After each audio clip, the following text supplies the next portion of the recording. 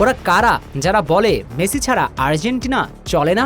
তারা 5 নামের ফুটবল শহরের নয়া এই জাদুকরকে চেনেন তো? দেখুন না, হাফ স্পেস থেকে 2-3জনকে ড্রিবলিং করে সতীর্থদের সঙ্গে পাস খেলছেন, কখনো রাইট উইং তো কখনো সেন্ট্রালি আক্রমণ করছেন। প্রথম হাফে অধিনায়ক লিওনেল মেসির অনুপস্থিতিতে ফলস 9-এর রোল প্লে করেছেন। জর্ডানের বিপক্ষে শুরু থেকে রাইট উইং এবং সেন্ট্রাল অ্যাটাকিং জোন থেকে প্রথম হাফের পুরোটা সময় দলের আক্রমণ নিয়ন্ত্রণ করেছেন। হ্যাঁ, নাম তার নিকো পাজ, ফুটবল দুনিয়ার নতুন জাদুকর। জর্ডানের বিপক্ষে শুরুর একাদশে স্কালোনির 4-4-2 ফরমেশনে নিকো পাজকে চিরায়ত প্রথাগত স্ট্রাইকার হিসেবে খেলাননি। স্কালোনি তাকে পুরো ফাইনাল থার্ড জুড়ে ফ্রিলি মুভ করতে দিয়েছেন। তাতেই পাজ রাইট উইং থেকে ভিতরের দিকে ইনভার্টেড উইঙ্গার হিসেবে ড্রিবলিং করছিলেন। ম্যাচ চলাকালে সচরাচর যা করে থাকেন লিওনেল মেসি।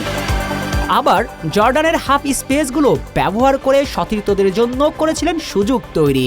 প্রথম হাফের শুরুতে যখন জর্ডান লো ব্লক খেলতে শুরু করে, তখনই পাজ জর্ডানের ডিফেন্ডারদের টেনে বের করে নিয়ে চলে আসেন। পাজের কয়েকটি লাইন ব্রেকিং পাস জর্ডানের লো ব্লক ভাঙার জন্য যথেষ্ট ছিল।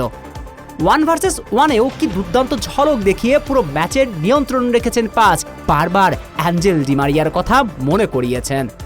সবচেয়ে বড় লক্ষণীয় দিক হচ্ছে জর্ডানের শারীরিক দিক থেকে শক্তিশালী ডিফেন্ডারদের করা মার্কিংয়ের মধ্যেও পাজ বলের নিয়ন্ত্রণ হারাননি। তিনি জর্ডানের প্রেসিং ট্রিগারগুলোকে কাজে লাগিয়ে চতুর ট্রান এবং ওয়ান টাচ পাসের মাধ্যমে আর্জেন্টিনার আক্রমণ ভাগের গতি ধরে রেখেছিলেন। সঙ্গত কারণেই প্রথম হাফে লিওনেল মেসির অনুপস্থিতি আর্জেন্টিনা বুঝেই উঠতে পারেননি। সত্যই এই পাজ স্পেশাল, বড্ড স্পেশাল। আগামীর ফুটবল দুনিয়াতে রাজত্ব করতে চলেছেন তিনি।